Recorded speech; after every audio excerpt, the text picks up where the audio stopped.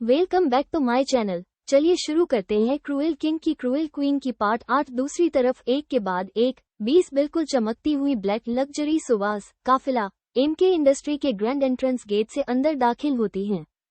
हर गाड़ी के शीशे बिल्कुल काले हैं। सिक्योरिटी गार्ड्स तुरंत अलर्ट हो जाते हैं और सैल्यूट मारते हैं। काफिले की बीच वाली में कार बिल्डिंग के वीआईपी पोर्च पर आकर रुकती है। पर्सनल बाउंसर्स तेजी से उतरते हैं और घेरेबंदी बना लेते हैं। एक बाउंसर आगे बढ़कर बैग दूर खोलता है। कार से सबसे पहले अनामिका का एलिगेंट हील जमीन पर पड़ता है। वो अपनी शार्प फॉर्मल सूट में कार से बाहर निकलती है। उसके हाथ में वही अद्वितीय का ब्रेसलेट चमक रहा था और दूसरी हाथ में अपनी फोन। चेहरे पर वाली मस्त जो एमके की पहचान है। वो अपनी एक्सपेंसिव सनग्लासेस उतरती है और बिल्डिंग की तरफ देखती है। आगे बढ़ती है। अनामिका आम रास्ते से नहीं जाती। वो अपने बाउंसर्स के साथ वीआईपी प्राइवेट एलिवेटर से सीधा एक हाईली सिक्योर्ड अंडरग्राउंड कॉरिडोर में पहुंचती है। यहाँ बिल्कुल खामोशी था। अनामिका एक मखमली दीवार के पास आकर रुकती है जहाँ एक बड़ा सा मॉडर्न आर्ट पेंटिंग लगा था। किसी को अंदाजा भी नहीं होगा कि यह एक रास्ता है। अनामिका अपना हाथ आगे बढ़ती है। पेंटिंग की साइड में एक हिडन स्कैनर एक्टिव होता है। Retina scan completed. Biometric authenticated. Welcome back boss. दीवार का एक हिस्सा धीमे से बिना किसी आवाज के स्लाइड होता है। यह एमके इंडस्ट्री का सीक्रेट दूर है। अनामिका बिना रुके उस खुफिया रास्ते से सीधा बिल्डिंग के सबसे टॉप सीक्रेट फ्लो पर दाखिल हो जाती है। वेटिंग रूम में इंडिया के टॉप 10 एलीट बिजनेस टाइकून्स और बोर्ड मेंबर्स बैठे थे। सभी के चेहरों पर अजीब सा डर और टेंशन था। वो सब आपस में धीरे धीरे बातें कर रहे थे। इन लोगों में से कभी भी एमके इंडस्ट्री के फाउंडर को किसी ने नहीं देखा था। बोर्ड मेंबर्स में से एक आदमी परेशानी में सिर्फ 10 मिनट बचे हैं। क्या सच में एमके खुद आ रहे हैं? मैंने सुना है वो इस बार पूरा मैनेजमेंट बदलने वाले हैं। दूसरा आदमी गले का थूक निगलते हुए एमके से दुश्मनी मतलब मार्केट से हमेशा के लिए साफ हो जाना। सुना है उनका गुस्सा कोई बर्दाश्त नहीं कर सकता सिवाय उनके मंगेतर के। तभी मीटिंग रूम के ऑटोमेटिक डबल डोर्स झटके से खुलते हैं। पूरे कमरे में एकदम सन्नाटा छा जाता है। सभी बोर्ड मेंबर्स झटके से अपनी चेयर्स से खड़े हो जाते हैं। अनामिका उर्फ एमके अंदर दाखिल होती है। उसका एलिगेंट फॉर्मल लुक और उसकी आंखों की तेजी पूरे रूम को स्कैन कर रहा था और उसकी चेहरे पर अभी भी मास्क लगा हुआ था। वो बिना किसी को देखे सीधा रास्ते चलती हुई बोर्ड टेबल की मेन हेड चेयर पर जाकर बैठ जाती है। उसके बैठते ही बाउंसर्स थोड़ी दूरी पर अपना पोजीशन ले लेते हैं। अनामिका उर्फ एमके अपनी कोल्ड, भारी और अथॉरिटेटिव आवाज में सीट। सभी बोर्ड मेंबर्स कांपते हुए बैठ जाते हैं। अनामिका टेबल पर अपनी फोन रखती है और एक शार्प स्माइल के साथ उन्हें घूरती है। तो लगता है मेरे इंडिया आने से पहले यहाँ कुछ लोगों ने एमके इंडस्ट्री को अपनी जागीर समझ लिया था। फाइल्स ओपन कीजिए। मुझे हर एक पैसे की डिटेल्स चाहिए राइट नो। मेंबर्स के पसीने छूटने लगते हैं और मीटिंग शुरू होता है। मीटिंग पूरा 2 घंटे तक चला था। थोड़ी देर में मीटिंग खत्म हो जाती है। मीटिंग इज ओवर बोल के बाहर निकल जाती है। सीधा अपने पर्सनल केबिन का डबल ग्लास दूर खोलकर अंदर दाखिल होती है। उसके बाउंसर्स केबिन के बाहर ही अपना पोजीशन लेके खड़े हो जाते हैं। केबिन का इंटीरियर। ये केबिन किसी इंटरनेशनल कॉर्पोरेट क्वीन का लगता था। पूरा रूम मिनिमल, मॉडर्न और अल्ट्रा लग्जरियस है। दीवारों पर मैट ब्लैक और गोल्ड एक्सेंट्स थे। एक तरफ फ्लोर तो सीलिंग ग्लास विंडो लगा है जहां से पूरे शहर का नजारा दिखता है। रूम के बीच में एक बड़ा सा कस्टम मेड प्रीमियम महोगनी और इटालियन मार्बल का कॉम्बिनेशन डेस्क राखी थी। इस बड़ी सी फॉर्मल डेस्क पर जहां लाखों करोड़ों के कॉन्ट्रैक्ट साइन होते हैं, वहां बिल्कुल सेंटर में एक बेहद खूबसूरत silver plated multi photo frame राखी थी। इस फ्रेम में महेंद्र जी और कोमल जी दोनों एक प्यारी मुस्कुराहट हुए खड़े थे। ये फोटो इस पूरे ठंडे और कॉर्पोरेट कमरे में एक अकेली चीज है जो सुकून दे रही थी। अनामिका चलते हुए अपनी डेस्क के पास पहुंचती है। उसका चलने का तरीका और पोस्चर एकदम बॉसी लग रहा था। वो बहुत ही रॉब से बड़े ही थासरे और एलिगेंस के साथ अपनी high back leather executive chair पर जाकर बैठ जाती है। वो चेयर पर थोड़ा पीछे होती हुई एक लंबी सांस लेती है और उसकी नज़र सबसे पहले अपनी डेस्क पर राखी अपने माँ पापा की फोटो पर पड़ती है। उसके सख्त चेहरे पर सिर्फ एक पल के लिए एक बेहद नर्म और प्यारी स्माइल आती है। तभी केबिन के दूर पर एक पोलाइट नॉक होता है। अनामिका का चेहरा तुरंत वापस सीरियस और शार्प हो जाती है। अनामिका कम इन। अनामिका की इंडिया की पर्सनल असिस्टेंट जो एकदम कॉन्फिडेंसेस के साथ हाथ में एक हाईली सिक्योर्ड डिजिटल टैबलेट लिए अंदर आती है। वो अनामिका के सामने आकर रिस्पेक्ट से सर झुकाती हुई हाईली प्रोफेशनल और कॉन्फिडेंट टोन में good morning boss, welcome to the Indian headquarters. Board room meeting के बाद की सारी प्रायोरिटी अपडेट्स रेडी हैं। अनामिका चेयर पर थोड़ा आगे झुकती है, अपने हाथ टेबल पर रखकर। अद्वितीय का ब्रेसलेट हल्का सा चमक रहा था। Anamika cold commanding voice brief में, राइट नाउ बोर्ड मेंबर्स का क्या स्टेटस है? टैबलेट चेक करते हुए प्रोफेशनल तरीके से, बॉस आपके मीटिंग रूम से निकलते ही मेंबर्स के बीच काफी पैनिक है। वर्मा और सिंघानिया, जो पिछले 6 महीने से लॉजिस्टिक्स के फंड्स में मैनिपुलेशन कर रहे थे, उनकी ब्रीदिंग रेट बढ़ी हुई थी। मैंने उनके सारे पर्सनल और कॉर्पोरेट बैंक अकाउंट्स पर टेम्पररी फ्रीज करवा दिया है, जैसा आपने इंस्ट्रक्ट किया था। एंड ऑफ डे तक वो लीगल टीम के सामने सरेंडर करने के लिए तैयार हो जाएंगे। अनामिका धीमे से सर हिलाती है, उसकी आंखों में एक सेटिस्फेक्शन नजर आ रहा था। गुड। फिर अनामिका एक टेडी स्माइल करती हुए बोलती है, उन्हें लगता था एमके कभी इंडिया नहीं आएगी। और बाकी के 8 बोर्ड मेंबर्स ने उनका सपोर्ट लेने से साफ मन कर दिया है। वो सब अब पूरी तरह हमारे कंट्रोल में है और आपके नए स्ट्रक्चरल रिफॉर्म्स के लिए उन्होंने यूनानिमस साइन कर दिया है। इंडिया ऑपरेशंस अब 100% आपके डायरेक्ट कमांड में हैं। अनामिका चेयर पर थोड़ा पीछे टिकती है, उसकी उंगलियां टेबल पर तप कर रहे थे। अनामिका, परफेक्ट। अब आते हैं सबसे जरूरी बात पर। सिक्योरिटी और ट्रैकिंग का क्या स्टेटस है? पर्सनल असिस्टेंट आवाज धीमे करते हुए सीरियस होकर बोलती है, बॉस आपके ऑर्डर्स के मुताबिक शनाया और उनकी मदर की हार्ड एक एक्टिविटी को हमारे साइबर सेल ने इंटरसेप्ट किया है। उन्होंने आज सुबह लोकल लेवल पर कुछ लोगों से कांटेक्ट करने की कोशिश की थी, पर हमने उनके उन कम्युनिकेशन चैनल्स को ब्लॉक कर दिया है। मेंशन के आसपास हमारी एलीट सिक्योरिटी टीम ब्लैक सुवास में डिप्लॉयड है। आपके दोस्तों को भनक भी नहीं लगेगी, पर वो बिल्कुल सेफ हैं। पर्सनल असिस्टेंट अपनी टैबलेट को लॉक करती है और अनामिका की तरफ देखती है। Anything else you need, MK? Anamika एक ठंडी मुस्कान के साथ, नहीं, फिलहाल के लिए इतना काफी है, तुम जा सकती हो। Keep sharp I on everything. Assistant sir झुकाकर धीमे कदमों से केबिन से बाहर निकल जाती है। अनामिका केबिन में अकेली चेयर पर रॉब से बैठकर वो आगे की प्लानिंग के बारे में सोचते हुए ऐसे ही अपना काम में बिजी हो जाती है। दोपहर का वक्त, कमरे के पर्दे से धूप अंदर आ रही थी। रू बेड पर सुखों से सोए हुए थी, उसकी नींद धीरे धीरे खुलने लगती है। वो एक गहरी सांस लेके करवट बदलते हुए अपनी दोनों हाथों से आंखें मलते हुए बेड पर उठकर बैठ जाती है। उसके बाल बिखरे हुए थे और वो अभी भी आधी नींद में ही थी। वो दीवार पर लगी क्लॉक की तरफ देखती है, जहां 12 बजे का इशारा कर रहा था। रू नींद में बर्ब्यूरेट हुए, ओह नो, इतना लेट हो गया।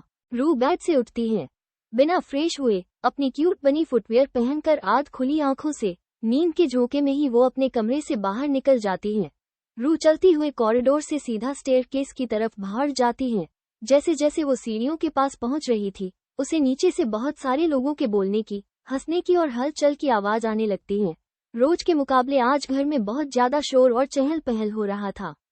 रू अभी भी सीढ़ियों से नीचे उतर रही थी, उसकी आंखें पूरी तरह खुली भी नहीं। वो सीढ़ियों पर खड़े खड़े ही अपनी आंखें मलते हुए बहुत मासूमियत से प्यारी आवाज में बोलती है, दीदी माँ, मुझे बहुत भूख लगी है, खाना दो ना दीद माँ। जैसे ही रू की यह आवाज लिविंग हॉल में गूंजती है, वहां चल रही सारी बातें एक झटके में रुक जाता है। पूरे लिविंग हॉल में एकदम पिन ड्रॉप साइलेंस छा जाता है। रू को अचानक इस खामोशी से कुछ वियर्ड महसूस होता है। वो अचानक ठिठक जाती है और अपनी दोनों आंखें पूरी तरह खोलकर सामने देखती है, जहां लिविंग हॉल पूरी तरह से भरा हुआ था। बहुत सारे हाई प्रोफाइल और नए लोग वहां बैठे थे। हर एक चेहरा रू के लिए बिल्कुल नए और अनजान थे। वो इनमें से किसी एक को भी नहीं पहचानती। रू इस वक्त एक क्यूट पिंक नाइट सूट में बेबी डॉल जैसी लग रही थी। उसके बिखरे बाल और उसकी वो नींद से भारी आंखें उसे बेहद मासूम और क्यूट बना रहा था। लिविंग हॉल में बैठे सारे अनजान लोग अब हैरानी और कंफ्यूजन से सिर्फ रू को ही घूर घूर कर देख रहे थे। किसी को समझ नहीं आ रहा था कि यह लड़की कौन है और इस बड़े मेंशन में नाइट सूट में घूम क्यों रही है। रू सबकी नजरें अपने ऊपर देखकर बहुत ज्यादा अनकंफर्टेबल और नर्वस होने लगती है। उसकी वो मासूम आंखें घबराहट की वजह से फड़फड़ने लगते हैं। तभी उन अनजान लोगों के ग्रुप में से एक लड़का धीमे आवाज में दूसरे से पूछता है, क्यूरियस होकर, यह क्यूट बच्ची कौन है? ये सुनते ही रू और भी ज्यादा डर जाती है। रू बचपन से ही अनजान लोगों से काफी डर जाया करती थी, क्योंकि वो कभी भी अपनों को छोड़कर किसी अनजान शख्स की तरफ देखती तक नहीं थी। लेकिन आज इतने सारे अनजान चेहरे उसके सामने थे और उन सबके बीच उसको संभालने वाला उसका कोई अपना भी वहां मौजूद नहीं था। ना अनामिका, ना अद्वितीय, ना एंटोनी और ना नोहा। रू का डर अब उसके चेहरे पर साफ साफ दिखने लगता है। वो रेलिंग को जोर से पकड़ लेती है, उसके पैर पीछे हटने लगते हैं। डरना तो स्वाभाविक था। चलिए पहले ये जान लेते हैं कि घर में आए हुए मेहमान कौन हैं। गुप्ता फैमिली जो टॉप 5 पर आते हैं। कपूर फैमिली और गुप्ता फैमिली एक दूसरे की दोस्ती से जाने जाते हैं। गुप्ता फैमिली की इंट्रोडक्शन। फैमिली हेड दादाजी नारायण गुप्ता, उम्र 75 साल के हैं। ये बहुत नर्म दिल के इंसान हैं, लेकिन गलत करने वालों को बिना सजा दिए छोड़ते नहीं। ये अनामिका से बहुत प्यार करते हैं। इस घर में अनामिका के साथ बचपन में जो भी हुआ था इनको सब पता है। राजीव जी और अनुराधा जी को समझाने की बहुत कोशिश किए थे, लेकिन ये लोग नफरत में अंधे हो गए थे। दादी जी महिमा गुप्ता 72 साल की है। प्यारी दादी, परिवार को बांध कर रखती हैं, अनामिका की परवाह है। उनका बड़ा बेटा शैलेश गुप्ता 50 साल के हैं। बिजनेस माइंडेड, रिगिड, अनामिका को घमंडी और बुरी समझते हैं। और इनकी पत्नी अलका गुप्ता 46 साल की है। अपने स्टेटस का घमंड, अनामिका पर ताना मारने का एक भी मौका नहीं छोड़ती। इनके लिए शनाया एक मासूम बच्ची है। इनके 2 बच्चे हैं, एक लड़का एक लड़की। लड़का इस घर का सबसे बड़ा पोता है और सबसे हैंडसम भी। इसी बात पर इनकी मां अलका गुप्ता और भी ज्यादा घमंड करती है। इनका नाम है अग्नि गुप्ता, 27 साल का है। कोल्ड पर्सनैलिटी वाला एरोगेंट बिजनेसमैन, सारा बिजनेस यही संभल रहा है। उनकी बहन दिया गुप्ता 22 साल की है। दिया गुप्ता और अर्नव कपूर, इन दोनों की बहुत जल्द एंगेजमेंट होने वाली है। इसी बात पे आज दोनों फैमिलीज एक साथ एक कट्टा हुए थे। दिया गुप्ता ये fashion forward social media lover है और अनामिका से नफरत करती है। दादाजी का दूसरा बेटा रमेश गुप्ता 47 साल के हैं। शैलेश की बातों में आने वाला, अनामिका से दूर रहना पसंद करते हैं। इनकी पत्नी कविता गुप्ता 43 साल की, गॉसिप क्वीन, शनाया की बातों पर जल्दी यकीन करती है। उनके 3 बच्चे हैं, 2 लड़का एक लड़की। बड़ा बेटा आयुष गुप्ता 22 साल का, कॉलेज गोइंग, थोड़ा सीधा पर परिवार का अच्छा बेटा है। छोटा बेटा कबीर गुप्ता 19 साल का, तेज दिमाग, पर यह बचपन में अनामिका को बेस्ट फ्रेंड मानता था, लेकिन किसी मिसअंडरस्टैंडिंग की वजह से अब यह अनामिका को गलत समझता है। सबसे छोटी बेटी घर की लाडली अन्य गुप्ता 17 साल की, यह भी अनामिका की बचपन में बेस्ट फ्रेंड थी, लेकिन शनाया से यह बर्दाश्त नहीं हुआ, इसलिए इन सब की बीच गलतफहमी क्रिएट करवाकर अनामिका से हमेशा के लिए दूर करवा चुकी है। अब वो अनामिका को झूठी और बुरी समझती है, पर अंदर से आज भी दुखी है और पर्व करती है। चलिए अब सबका इंट्रोडक्शन बहुत हुए, अब कहानी में आगे बढ़ते हैं।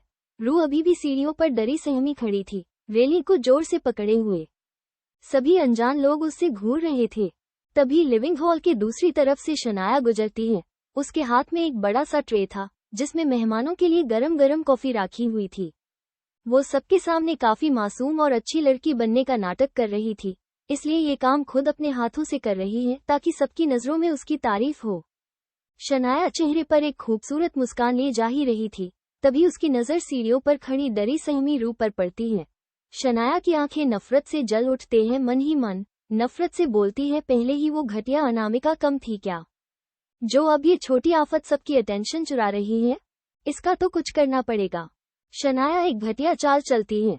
वो जानबूझकर सीढ़ियों की तरफ बढ़ती है और रू के पास पहुंचते ही अपना पैर फिसलने का नाटक करती है, चीखते हुए मोम। ट्रे उसके हाथ से छूटता है और खौलती हुई गर्म कॉफी सीधा रू की तरफ हवा में उछल जाता है। वहां बैठे सभी लोगों के चेहरे का रंग उड़ जाता है। सब लोग अपनी जगह से एक झटके में उठ खड़े होते हैं। रू की नजर अभी तक उन अनजान लोगों की तरफ थी। उसे अंदाजा भी नहीं था कि क्या होने वाला है। अचानक से रू की एक जोरदार चीख निकलती है, आह दीदी माँ। एक झटके की आवाज। ये चीख उस पर गर्म कॉफी गिरने की वजह से नहीं निकली थी, बल्कि किसी ने बहुत जोर से उसको दूसरी तरफ खींच लिया था। गर्म कॉफी सीधा सीढ़ियों पर गिरती है और धुआं उठने लगता है। हॉल में बैठे सभी लोग एक राहत की सांस लेते हैं। सबको लगा था कि आज ये क्यूट डोल जैसी दिखने वाली लड़की पूरी तरह जल जाएगी। रू इस वक्त किसी के मजबूत सीने से लगी हुई थी। डर के मारे उसकी आंखें बंद थीं। वो शख्स धीमे से रू को अपने से दूर करता है और उससे ऊपर से लेकर नीचे तक स्कैन करता है, चेक करता है कि कहीं उसको चोट तो नहीं आई। यह कोई और नहीं, अद्वितीय था। अद्वितीय के चेहरे पर डर और गुस्सा साफ साफ दिखा जा सकता था। भगवान का शुक्र है कि रू को कुछ नहीं हुआ था। अद्वितीय कांपती हुई आवाज में, फिक्र से रू तू ठीक है ना। रू धीमे से अपनी आंखें खोलती है और अद्वितीय को देखकर बिलक बिलक कर रोने लगती है। अद्वितीय उससे फिर से जोर से अपने सीने से लगा लेता है। वो सच में बहुत डर गया था कि अगर आज वो सही वक्त पर नहीं पहुंचता तो क्या होता। माहौल में अचानक से भारीपन छा जाता था। रूहानिका एक तरफ सहमी हुई खड़ी थी। अनुराधा जी आगे बढ़ती हैं। उनके चेहरे पर रूहानिका के लिए नाराजगी और चिढ़ साफ साफ देखा जा सकता था, क्योंकि वो नहीं चाहती कि अनामिका की दोस्ती किसी बाहर वाली से हो। अनुराधा जी ताना मारते हुए थोड़ी ऊंची आवाज में, रूहानिका बेटा, तुम्हें थोड़ा ध्यान रखना चाहिए था ना। मेरी बेटी अनामिका पहले से ही हम सबसे नाराज है। अगर तुम्हें कुछ हो जाता तो वो इस घर को नरक बना देती। और तुम इतना डर क्यों रही हो? यहाँ सब इंसान ही तो बैठे हैं, कोई भूत नहीं जो तुम ऐसे रिएक्ट कर रही हो। रूहानिका डर के मारे अद्वितीय के और भी पास चिपक जाती है। अद्वितीय का चेहरा गुस्से से लाल हो चुका था। उसका जबड़े भींचे हुए थे, आंखों से जैसे आग निकल रही हो। वो अनुराधा को ऊपर से नीचे तक देखता है। अद्वितीय का ये खूंखार रूप देखकर अनुराधा जी की आवाज उनके गले में ही आतंक जाता है। अद्वितीय एक अजीब सा ठंडक और घूरते हुए गुस्से वाली आवाज में बोलता है, आपकी हिम्मत कैसे हुई मेरी दोस्त से इस लहजे में बात करने की? जिस लड़की पर हम खुद कभी अपनी आवाज ऊंची नहीं करते, आपने हमारे सामने खड़े होकर उसे इतना कुछ सुना दिया। अनुराधा जी थोड़ा ठिठकती हैं।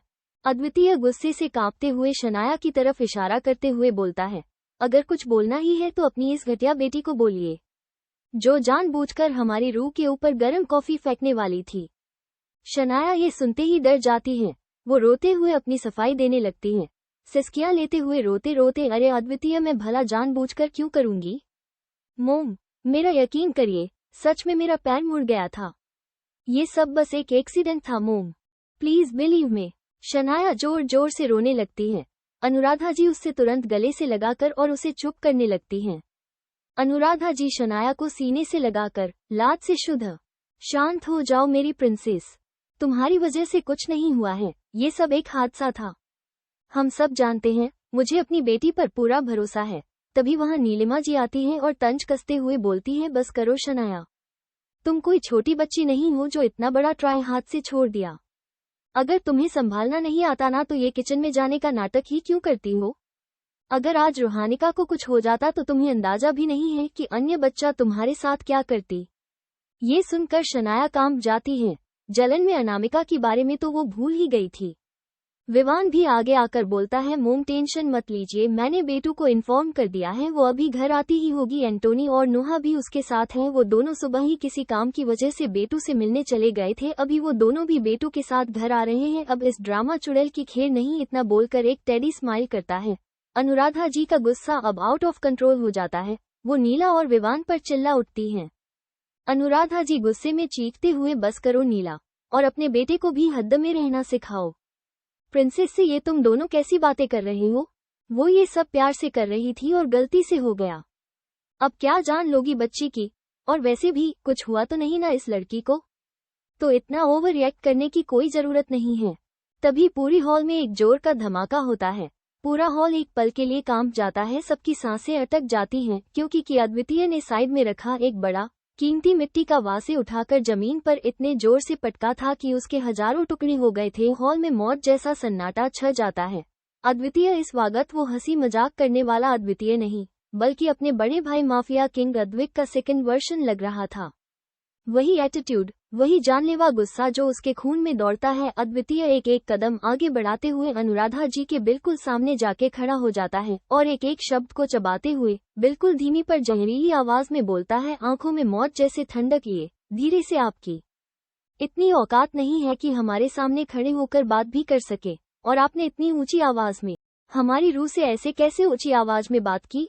अद्वितीय के गुस्से से पूरा हॉल थर थर कांप जाता था। अनुराधा जी का चेहरा डर से सफेद पड़ जाता है, फिर भी वो अपनी इज्जत बचाने के लिए हकलाती हुई आवाज में डर और गुस्सा दोनों था, तो तुम्हारी हिम्मत कैसे हुई मुझसे इस तरह बात करने की? भूलो मत कि मैं तुम्हारी माँ जैसी हूँ। अद्वितीय पूरी ताकत से चीखता है। चुप। हॉल में सन्नाटे छा जाता है। अद्वितीय की आंखों में खून उतर आया था। अद्वितीय एक एक शब्द चबाते हुए जहरीली आवाज में बोलता है, अगर दोबारा अपनी इस गंदी मुंह से माँ शब्द निकला ना तो खड़े खड़े आपकी जुबान खींचकर अलग कर दूंगा। अगर आप मेरी माँ होती ना तो कब का मैं अपने इन्हीं हाथों से आपके टुकड़े टुकड़े करके मेरी स्वीट हार्ट की फालतू जानवर को खिला देता। अनुराधा जी डर के मारे 2 कदम पीछे हट जाती हैं। तभी राजीव जी बोलते हैं, ये तुम किस लेजी में बात कर रहे हो, बड़ों से पता है कि तुम गुस्से में हो और तुम्हारा गुस्सा सही भी है, लेकिन तुम्हें इस तरह बात नहीं करनी चाहिए, वो तुमसे बड़ी है। अद्वितीय एक ठंडी नजर से उन्हें घूरता है। राजीव जी आगे कुछ बोल नहीं पाते। अद्वितीय फिर से अपनी नजर अनुराधा जी तरफ कर लेता है और वार्निंग देते हुए बोलता है, याद रखिए, अपनी इस गंदी जुबान से मेरी माँ का नाम मत लीजिए। मेरी माँ अपनी औलाद के लिए जान दे सकती है और जान ले भी सकती है, आप जैसा नहीं जो अपनी ही औलाद को छोड़कर किसी के गंदे खून को अपना समझने बैठ जाए। समझ आया? हॉल में खड़े सभी लोग बहुत हैरान थे। अग्नि गुप्ता फैमिली का बड़ा बेटा वो अभी भी अपने जगह पर ही बैठा था और यह सब देखकर शोक में था। वो सोच रहा था कि इतने छोटे लड़के में इतना गुस्सा और नफरत कहाँ से आई। उसका दिमाग पुरानी यादों में चला जाता है। अग्नि मन में, आखिर ये लोग यहाँ क्या कर रहे हैं? उस दिन तो मैंने इन सबको उस पानी पूरी के स्टॉल पर देखा था, इनके साथ 3 लोग और थे न, क्या वो भी यही हैं? अग्नि को याद आता है कि उस दिन अनामिका अपने दोस्तों के साथ पानी पूरी एंजॉय कर रही थी और उसकी खूबसूरती को वो अपनी कार में बैठकर निहार रहा था। वो कोई और नहीं, अग्नि गुप्ता ही था। तभी अग्नि के ख्यालों को तोड़ते हुए बाहर बहुत सारी कार्स के आकर रुकने की जोरदार आवाज आती है। सबका ध्यान तुरंत मेन गेट की तरफ चला जाता है। एक पतली सी परछाई अंदर की तरफ बहुत तेजी से बढ़ रही थी। सब असमंजस में मेन दूर किन तरफ ही देख रहे थे। आखिर अब कौन आया? जैसे ही रोशनी गिरती है सबको उनका चेहरा दिख जाता है। ये कोई और नहीं, अनामिका थी। अनामिका के चेहरे पर भयानक जानलेवा गुस्सा था। वो बिना रुकावट के सीधे चलते हुए आती है और अद्वितीय के सामने आकर खड़ी हो जाती है। हॉल में सब लोग और भी कंफ्यूज हो जाते हैं। अनुराधा जी को लगता है कि अद्वितीय ने जो उनकी बेइज्जती की है, अनामिका उस बात पर गुस्से में आए हैं। उन्हें लगता है कि आखिर वो उसकी माँ है, बेटी चाहे जितनी नफरत करे माँ की बेइज्जती बर्दाश्त नहीं करेगी। अनुराधा जी मौके का फायदा उठाते हुए अनामिका का गुस्सा और भड़काने के लिए बोलती हैं, देख लिया अनु बच्चा, तुम्हारा दोस्त मुझसे कैसे बात कर रहा है। वो कह रहा है कि मैं उसके सामने कोई औकात नहीं रखती, मेरी कोई इज्जत नहीं है। इतना बोलकर अनुराधा जी चुप हो जाती हैं। उन्हें लगता है अब अनामिका उनकी सपोर्ट में बोलेगी और अपने दोस्तों को तमीज सिखाएगी, पर अनामिका उनकी सारी उम्मीदों पर बिना किसी रहम के ठंडा जूस डाल देती है। अनामिका अनुराधा जी की तरफ देखती तक नहीं, जैसे वो वहां हो ही न। उनको पूरी तरह इग्नोर करती हुई वो अपनी नजरें घुमाती हैं और अद्वितीय के पीछे देखती हैं, जहां रूहानिका डर के मारे अद्वितीय के टी शर्ट को कस के पकड़े हुए पीछे खड़ी थी। अनामिका की आवाज का गुस्सा अचानक गायब हो जाता है और उसमें एक बेहद प्यारी ममता आ जाती है। अनामिका बहुत धीरे और प्यार से रूबेबी। रूहानिका जो डरी सहमी खड़ी थी, अपनी दीदी माँ की आवाज सुनकर धीरे से एक बिल्ली के बच्चे की तरह अपना सर थोड़ा सा टेढ़ा करके साइड से देखने लगती है। अनामिका फिर धीरे से अपनी हाथ आगे बढ़ाते हुए आ जाए अपनी दीदी माँ के पास। रूहानिका जैसे ही ये सुनती है, वो बिना एक पल गवाए तेजी से भाग कर आती है और जोर से अनामिका के गले लग जाती है। अनामिका भी उसको जोर से गले लगा लेती है, जैसा वो सबसे छुपा कर रखना चाहती हो। रूहानिका जोर जोर से रोने लगती है, दीदी माँ आप मुझे छोड़कर क्यों चली गई थी, मैं बहुत डर गई थी दीदी माँ। अनु अपनी आंखें कस के बंद कर लेती है। रूहानिका की यह आंसू बर्दाश्त नहीं हो रहा था उसको। अनामिका शांत करती हुई, आई एम सॉरी बच्चा, अपनी दीदी माँ को माफ कर दो। शह शांत हो जाओ, अभी आप ठीक हैं। अद्दू आपको बचा लिया ना, और मैं भी आगे हूँ आपके पास, तो अब शांत हो जाए वरना आपकी तबीयत खराब हो सकती है। अगली बार ऐसा नहीं होगा, आई प्रॉमिस। रू धीरे धीरे शांत होने लगती है।